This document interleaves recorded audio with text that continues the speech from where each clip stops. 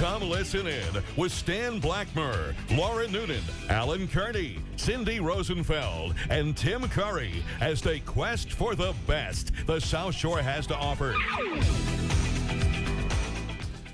And we're jumping into lacrosse. Mike and Kevin, welcome to South Shore Live. Great, thanks for having us. Yeah. So, MetroLacrosse, give us a little snapshot for our listeners here on the South Shore are somewhat familiar, but I know you have a good stronghold in Boston and the western suburbs a little bit, but we want to get you some exposure down here. So tell our listening audience what MetroLacrosse is and a little snapshot of the program. Yeah, MetroLacrosse is a nonprofit that is a sports-based youth development nonprofit. So really we're about teaching character traits and what we call non-cognitive skills through the sport of lacrosse to kids in low-income urban communities. We serve primarily Dorchester, Roxbury, Mattapan, Chelsea, and East Boston. Nice. Now, this is a national program as well, correct? It's in some other cities? Well, MetroLacrosse itself exists only in Boston and Chelsea, but we operate one program during the summer called Summer Bounce, which is an overnight camp. It's 2 weeks of camp, and we basically work in collaboration with some other programs from around the country. Oh, so cool. we've invited kids from programs that are partner programs of ours, where they will send kids. We'll help them travel a little bit, and they will send kids from. Last year we had kids from New York, Baltimore, Dallas, Denver, and San Francisco, and we've also had kids in the past from Washington D.C. and Minneapolis. Nice. So, what is the age group of the kids that you're working with? We serve kids in grades 3 through 12. Oh wow! So Yeah. you start them young, huh? Yeah, it's actually one of the things that I think is we believe is important, is sort of to have a continuum of participation, that kids are able to participate over a long period of time, because we want to be working on things that are hard, taking kids and turning them into kids that are self-disciplined, or taking kids and turning them into kids that have great work ethic. And we think that sometimes it takes a long time. So we want to allow kids to participate over a number of years. So how many years has MetroLacrosse been doing this program? MetroLacrosse was founded in 2000. So this is our 14th year. Okay, so you've had a couple of groups of kids go all the way through the program. How rewarding was that, and have they come back and helped you guys with the next group of kids, or how have they facilitated growth and excitement about your program? Yeah, I mean, I feel pretty fortunate because I was involved. This will be my 6th anniversary of when I started at MetroLacrosse, coming up in just a few days. Nice. And Congratulations. So I've been fortunate to be around for a number of classes, and we actually recently hired one of our former participants awesome. who just graduated from UMass as a full-time employee this past spring, which was really rewarding. And he definitely has a sort of unique perspective on the program, is able to connect with the kids in ways that maybe someone like me, who didn't grow up in a neighborhood in Boston, I'm unable to connect with the kids in the same way. Yeah. So we've had a lot of great participants over the years, and we're really focused on trying to maintain consistent coaches over a number of years, so kids can sort of like identify and build a relationship with a person, and sort of like have that connection to keep coming back. I actually, on Saturday, there was a participant who he's a sophomore in college, and he was back visiting, and he came to our event on Saturday. I had been texting with him, and he was just sort of like, I haven't been around MetroLacrosse in a while, and I want to see some familiar faces, and he wanted to be a part of it. So we want to be that kind of program where kids want to stay connected for a long time. It's nice. You must provide them, in some cases, the really only stability that they have, and the only potentially stable relationships, like consistent no matter what, no matter how it goes. You're there for them. We try never to sort of like have any preconceived notions about what issues kids have. Some kids that makes sense. have lots of issues, and some kids have very loving homes, and everything in between. Right. Sure. But yeah, that is. We've had kids that have faced some really serious challenges. Kids who have had transient home situations or been in foster care, and faced some really serious things that frankly, kids shouldn't have to go through. And it's nice to hear that comment, even though your heart breaks for those kids, that to say, Metro is the one thing that I have in my life, and I'm really glad that I do. And we're proud to fill that role when we can. And I think, sports is it's a unique situation, so we're able to connect with kids that maybe sometimes they're unable to form connections with adult role models in other areas of their life, but because of the activity itself, it lends itself to sort of like meaningful relationships. Sure, and also the focus isn't exactly on bonding. You're not staring someone down saying, let's be friends. It's go get that and run and do this, and you're taking my instruction and you look up to me because I can also do this well. And it's you're mobile and... Yeah, there's a ton of things. It's like, it's physically challenging, first of all, so you have sort of like that experience that is like, it's sort of an emotional experience to push yourself beyond what you thought you could do, and then feel empowered by that. And also you experience adversity together. So, kids experience very authentic emotions on the field that are hard to manufacture in other ways. So it's like you lose and you're going to be disappointed, or you might feel angry during the course of the game, or you might feel overexcited in the course of the game. And sort of like going through that experience together with somebody else, that's what team sports is all about, and that's how you really like form meaningful bonds. So the kids bond with each other in addition to the coaches and the adults. Yeah, one good example. I just recently started working at MetroLacrosse, so I had my first experience up at this summer bounce camp that Mike was just previously talking about, and a lot of these kids that we work with, they don't know how to push themselves physically. A lot of these kids really don't break sweats and stuff like that, and so we go up and we push them to the physical limit. And just, I feel like me personally, and then you can tell through them, that learning like to push that physical boundary, it's not like, it's a totally different feeling than like doing well on a test or something like that, because like you're just so many emotions go through you that you're so tired and like worn out, but you feel so, it's like just such a great feeling to have. And we did this physical activity that Coach Mike ran. He has a drill called his 1 through 5 drill, and it's just all different exercises and physical exercises to really push your limit. And he did it with the whole boys camp. And it was definitely something that was, as my first experience with it, it just like, you kind of see everything happen at once. Like, there's all these kids out there, and there's kids that just like can't do it, and you see everyone getting up for each other, and like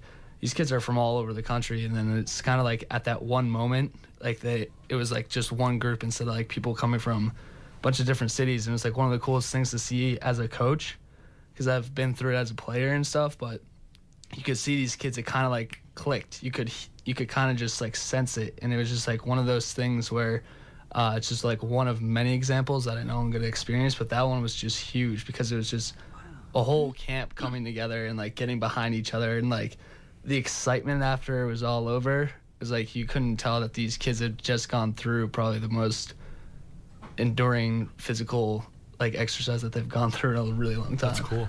So lacrosse is a game that's been pretty obviously in the suburbs and the East Coast has been a pretty big thing, and at prep schools and things of that nature.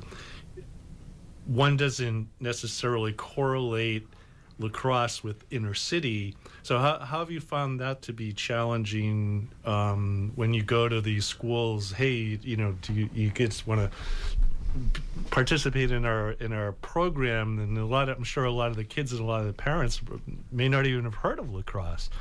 Yeah. So in January and February of each year, which, when I was in my early in my career at MetroLacrosse, I spent a lot more time doing this than I do now, but we'll go into phys ed classes in gym class in different schools in the neighborhoods that we serve, and some boys and girls clubs and city community centers and things like this, and we'll bring a bag of lacrosse sticks and some lacrosse balls. And I had one teacher say to me one time, we went into a school, it was a pretty rough neighborhood, and this guy was like, "You're gonna give these kids those sticks?" But yeah, so kids are often like, "What is that? I have no idea what that is." Sure. I think it's changing a little bit, just things are more Yeah, the last 10 accessible years, now, things have so really kids have grown. seen it before, and also MetroLacrosse has been around a while, so there's a good chance that your cousin or your neighbor might have played, or you might have seen somebody walking on the tee with a lacrosse stick. But it's definitely a new experience, which I think is one of the important parts of it. Is that we want kids to be open to trying something new, and growing from that. So that's one thing that we talk a lot about at camp is sort of like, are you willing to step outside your comfort zone and try something new and maybe fail, because that's how you grow as a person. And so I think there's a lot going for us in the fact that it is new and different. It's one thing to be into sports in the city, especially if you're a girl, and play basketball, or if you're a boy and play football. Right. But it's something else to say, yeah, I want to try that. And this is cool because you help boys and girls. It's not just a boy or a girl program. It's boys and girls, which is I think is awesome. I mean, a lot of similar type things might just be for one gender or the other.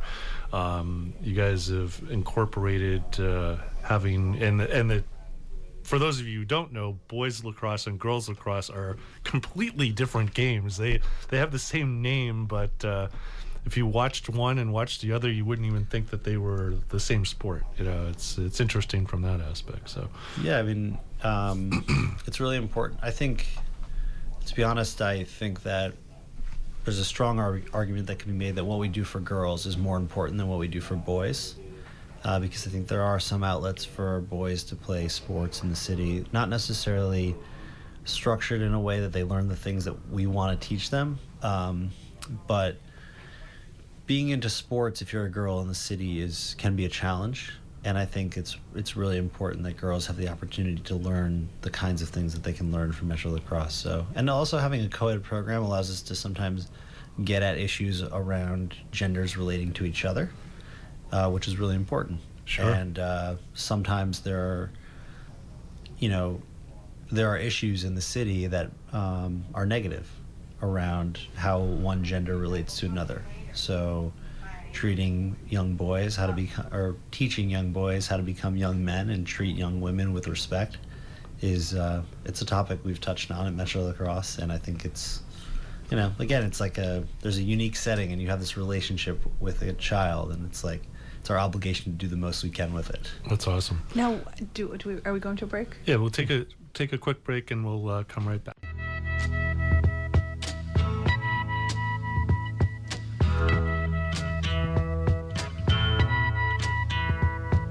Are you confused? So am I.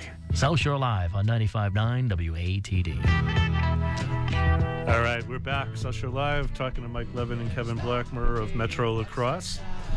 Just wanted to, we're going to chat about this fairly extensively in the next few minutes, but they have a big event coming up this Wednesday, November 13th, called Face Off at Fenway. Takes place at Fenway Park in the State Street Pavilion. Individual tickets are $150, or you can buy a table/team package for a table of 10, right?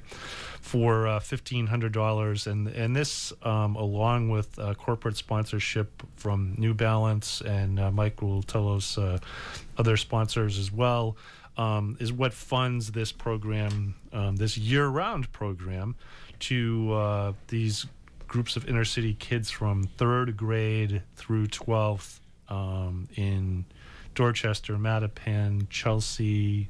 Say Everett as well? Not Everett, Roxbury. East Boston. And East Boston. Really a cool program, using sports to facilitate growth and respect and sportsmanship and personal, just making good, well-rounded kids in areas of economic and social adversity. So, tell us a little bit about the Face Off at Fenway. This is an annual event that you have.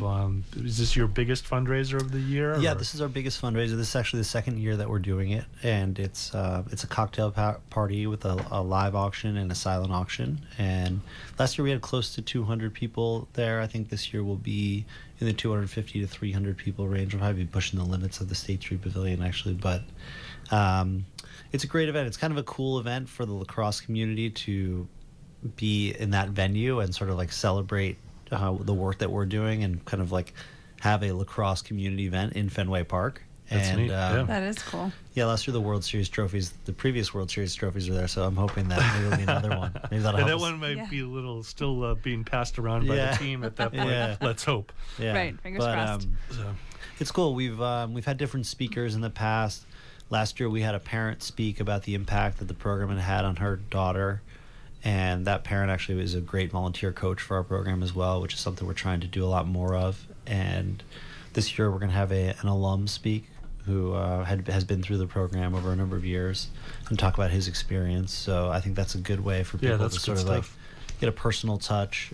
We also have some current participants who serve as sort of ushers at the event. So that was a big hit last year that people got a chance to talk to some, 5th, 6th, 7th graders about what their lacrosse experience is like and what their experience in MetroLacrosse is like. Cool. What's it? Do you have a favorite story or favorite kid that's gone through the program that you'd like to share, or just something that a young kid that came through, or a kid that started a little later that just blew you guys away with their how they ended up, I guess, for lack of a better explanation. I've had a lot of favorite kids. I mean, my background, I came to MetroLacrosse from I had a pretty extensive lacrosse background. I played lacrosse in college, and I played in the MLL for a number of years afterwards. And I've done some coaching at the college level. And I had gone back to graduate school to be a teacher. And I wanted to be a teacher in an urban public school. So MetroLacrosse is sort of like a blending of my interests. But, I came at it from this sort of like high-level lacrosse experience. So you might think that, you are going to identify with or sort of gravitate towards kids that have, demonstrated a high aptitude for the sport and a high athletic ability. But I think some of my favorite stories are kids that just have really like transformed their body and their whole like demeanor based on their experience. I think one of the challenges about coaching MetroLacrosse is we think that the things that kids are learning should be for everyone, not just for kids that are great athletes. Right. So we operate teams that oftentimes have a pretty big range of, ability and aptitude for the sport.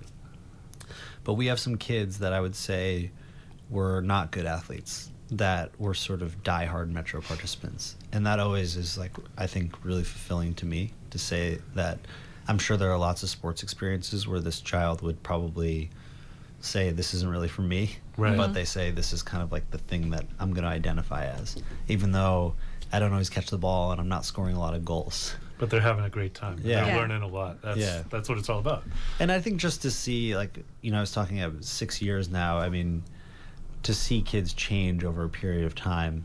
And, we had a kid who just graduated last year, and he's down at UMass Dartmouth now, and he's going to be playing lacrosse there. But I remember when he was in 6th grade, just sort of like saying, wow, like that kid's a really good athlete and this could be something for him if he sticks with it. And it turned out that way. So that was super fulfilling. That's wonderful. And now I see kids all the time and I'm sort of like, oh, there's the next one like that. I can see that person many years from now. Yeah. And even in all shapes and sizes. I mean, one of my favorite kids, I hesitate to use kids' names, but one of my favorite kids was this kid, Miles Alexander. He was a great kid, but he was a big kid.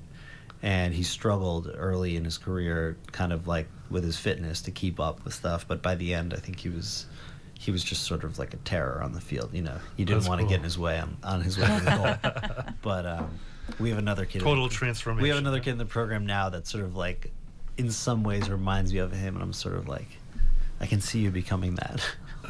That's cool. So tell us a little bit more about the face-off at Fenway. We've got about 5 or 6 more minutes. So what else should people expect, or what do you want to achieve from this? Do you have a financial goal each year that you're looking to meet? This year our goal is to raise $100,000 from the event, which would be about 10% of our annual budget. I mean, for our program, about 50% of our revenue comes from individual giving. So we hustle to raise every year, It's not as if most of our money is from like long-term corporate giving, or we have a large foundation support as well. Our biggest supporter is the New Balance Foundation, and through the New Balance Foundation, Warrior and Brine and New Balance, which are really just amazing companies. As I've worked at Metro, getting to learn more about them. But in terms of the face-off, we hope to raise about $100,000, and we've got some really cool auction items, some cool experiential things like sports, unique sports games where you get access to certain stuff, and vacation homes and stuff like that. That I think people often walk away with sort of like great value. Yeah, sure. I know sometimes these silent auction things like, wow, I got that for Yeah. that. That's really Yeah. cool. But, sometimes not. It's Yes, the other. I was at one recently where we were the other side of the pendulum. Like, wow, we paid that much for that. Well, I have to give a shout out probably to my good friend Ben Cederberg, who is from Duxbury and he claims to have been on this show at one time, perhaps for one of his Duxbury lacrosse glory days. But last year he got in the auction a fishing experience off Nantucket. Wow. And he sent me some pictures this summer, and it turned out to Very be cool. quite an Well, I know experience. there are a lot of lacrosse fans and aficionados and people that just love the game here on the South Shore. So if you want to help out a great cause and help out the game of lacrosse, to have some inner city kids learn what you love, get out to Fenway Park Wednesday, November 13th. It's 6 to 9. It's not a late night event. You can get home by 10 and in bed and off to the races the next day. But this is something that is an important aspect for the growth of the sport here in the greater Boston community. People here on the South Shore, you know about the game of lacrosse. There's lots of towns here that have won state championships and at all levels, Division 1, 2, and 3, and you should be supporting in this cause and helping other kids learn what you want to. But if you're unable to attend, you still want to support, you can donate. Go to MetroLacrosse.com.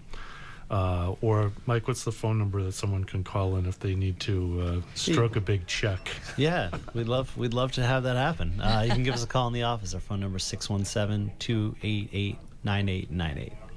Nice. All right, so we get just a couple more minutes here. Is there anything else that our listeners should know about Metro Lacrosse or the face-off at Fenway? Yeah, I mean, I think you hit on kind of an interesting point that lacrosse is a big part of the South Shore community, and I grew up in a community not unlike the towns on the South Shore, and I always thought that lacrosse taught me a lot of important things. It in many ways taught me how to become a young man, and taught me things like how to develop work ethic and how to work with other people and how to be a person of integrity, and that was important for me. But I think it's a lot more important for the kids that we serve, because I had a pretty gigantic safety net available to me, and I was going to go to college no matter what, right, even if I didn't learn those things in the sport of lacrosse. And for some of our kids, that safety net doesn't exist, so I consider it to be sort of a pretty high stakes operation. And we go as far as the community around us is able to support us, and I think that for people that recognize that their kids or they themselves got a lot out of the support, to think about what other kids could learn from that, and especially kids that maybe don't have a huge safety net available to them. We'd love to see you at Fenway, or have you volunteer coach, or just get involved. There's lots in of one way or things that another. people can do. It doesn't necessarily have to be monetary, correct? Correct. Yeah, we we're always looking for volunteers, and we're just trying to expand our network. Nice. All right, so Mike Levin and Kevin Blackmur have joined us here on South Shore Live this evening for Metro Lacrosse. MetroLacrosse.com is the website. Again, the event Face-Off at Fenway is Wednesday, November 13th at the State Street Pavilion, right at Fenway Park. I mean, it's just cool to be able to go there and get the feel and the vibe of Fenway, especially after this World Series has gone on, and hopefully there will be another victory for World Series. And bask in the glory the night of the 13th, and here, and raise money for a good cause. And so sounds like a fun event. Again, tickets are individual, $150, or if you want to bring a group of people, a table of 10, or if you don't want to sit with those same people, you can find some other seating. You may not want to have the 10 people from your town there and all playing in the same venue, but anyway, get over there, support the cause. Again, if you're unable to attend, they willingly will take your credit card number or a check in the mail or debit from your checking or savings account. Help support the cause. So we'll be there. I look forward to the event. It should be a lot of fun. And there's our tune. We're going to cruise out.